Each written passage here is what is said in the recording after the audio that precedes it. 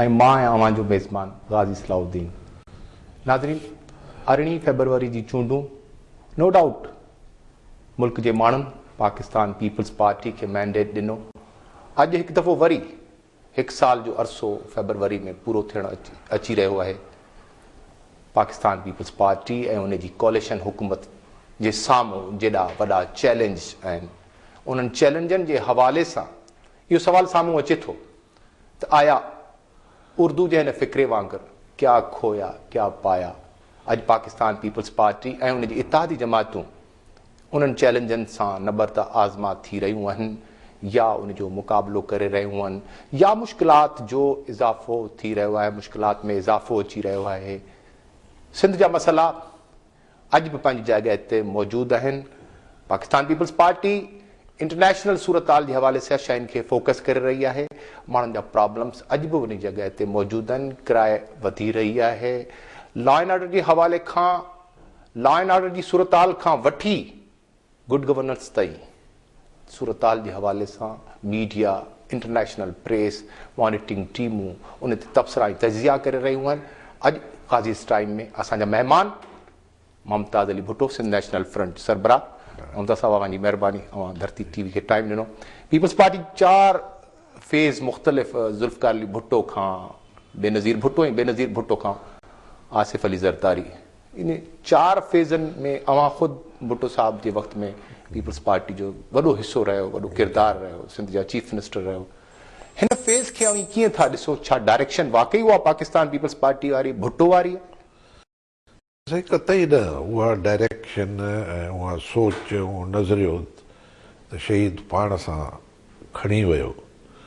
हुन जेका सियासत कई, पार्टी ठाही ऐं फ़ौजी डिक्टेटरनि सां टकर खाधो, उन में न सिर्फ़ु हिकु न पर 2 डिक्टेटर यूं खां न हो। उन में अवाम खे जेको हिन मोबिलाइज़ कयो, सॼो कमु जेको हो सो नज़रिए ऐं असूलनि ऐं मंशूर जे ज़ोर ते थियो।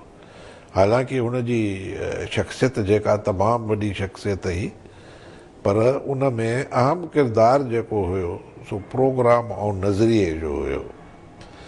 इन जे बुनियाद ते हू इक़्तिदार में आयो, 5 साल इक़्तिदार में रहियो। एतिरो अरसो ॿी का बि सिविलियन गवर्नमेंट इक़्तिदार में न रही आहे। ऐं ॿियो जेको डेवलपमेंट, तरक़ी ऐं रिफॉर्म ऐं अवामी कम ऐं अवाम खे सुख उन दौर में मिलियो, उहो वरी कॾहिं कंहिं दौर में उन्हनि खे कोन मिलियो आहे। तंहिंखां पोइ ज़ियाउल हक़ आयो। ज़ियाउल हक़ ॼाणी वाणी माशरे खे करप्ट कयो। हर शोबे खे हिन यानी कमज़ोर बणाइण जे लाइ ऐं बेकार बणाइण जे लाइ करप्ट कयो ऐं नाअहल बणायो। रुॻो इन करे त को बि अहिड़ो इदारो कोन हुजे जो हिन खे चैलेंज करे सघे।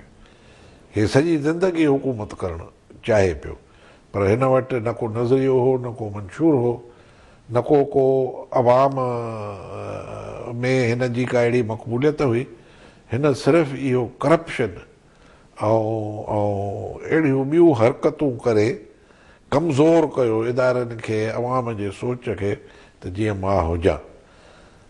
उन खां पोइ जेका सियासत हलंदी आई आहे सा ज़िया जे नक्शे क़दम ते हलंदी आई आहे ऐं हाणे या मुशर्रफ जे नक्शे क़दम ते हले थी, जेका उन ज़िया जे तरीक़ेकार जी बाक़ियात आहे।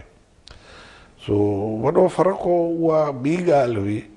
हाणे त जीअं तव्हां चयो त हालतूं जेके आहिनि त न सिर्फ़ु मीडिया पर अवाम खे ई मजबूर कयो आहे रुॻो एहतिजाजनि करण ते। तव्हांजे इलेक्ट्रॉनिक मीडिया ते या न्यूज़ पेपर्स में सॼो ॾींहुं ॾिसो त जेको कुझु हले थो सो एहतिजाज ई एहतिजाज। अवाम ॿाहिरि निकितल आहे ऐं उन्हनि जा मसाइला एतिरा आहिनि ऐं उन्हनि जो को ॿुधण वारो बि कोई कोन्हे, त हू एहतिजाज ते मजबूर थी विया आहिनि। मुमताज़ साहब, एहतिजाज जेको तव्हां चओ पिया त अवाम एहतिजाज ते मजबूर थी वियो आहे, उनखे लीडरशिप का गाइडनेस त उन्हनि खे बि कान्हे। हा, इहा हक़ीक़त आहे त लीडरशिप कोन्हे इन सूरत हाल में ऐं जंहिंजे करे यूनिटी कान्हे। पर लीडरशिप अहिड़ी सूरत हाल जेका हूंदी आहे हमेशह दुनिया जे तारीख़ जो सबक़ सेखारियो आहे त वधंदी वधंदी हिकिड़ो वॾो तूफ़ान थींदो जी शिकिल अख़्तियार कंदी आहे ऐं उन तूफ़ान मां नवां लीडर जेके आहिनि से इमर्ज थींदा आहिनि। ईअं त न आहे त असां कंहिं नई सिविल वार ॾांहुं पिया वञूं? थी सघे थो तमामु हालतूं जेके आहिनि से तमामु तशवीशनाक आहिनि ऐं माण्हू एतिरो बेज़ार आहिनि जो अॼुकल्ह जा हुकुमरान जेके आहिनि से पंहिंजे वर्करनि जे गॾिजाणियुनि में जेकॾहिं वञनि था त तो बि जान बचाए था भॼनि पिया। अहिड़ा वाक़िया कई थिया आहिनि, तव्हां वाक़ुफ़ु आहियो हिननि खां, त वर्करनि जी गॾिजाणीअ में बि नथा वञी सघनि। अवाम जे आॾो वञण जो त को सुवाल ई पैदा कोन थो थिए।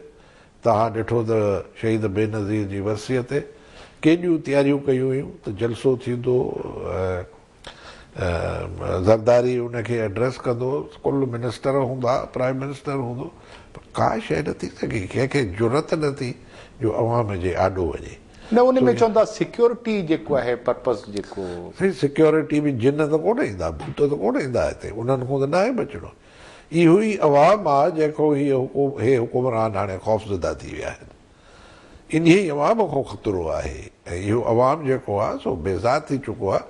उनखे अहसासु थिया त असां सां वॾो धोखो थियो आहे ऐं सभ खां वॾो जेको धोखो आहे सो इहो आहे त वाइदा कया विया त जमहूरियत जे ज़रिए असां बेनज़ीर जे खून जो पलउ वठंदासीं।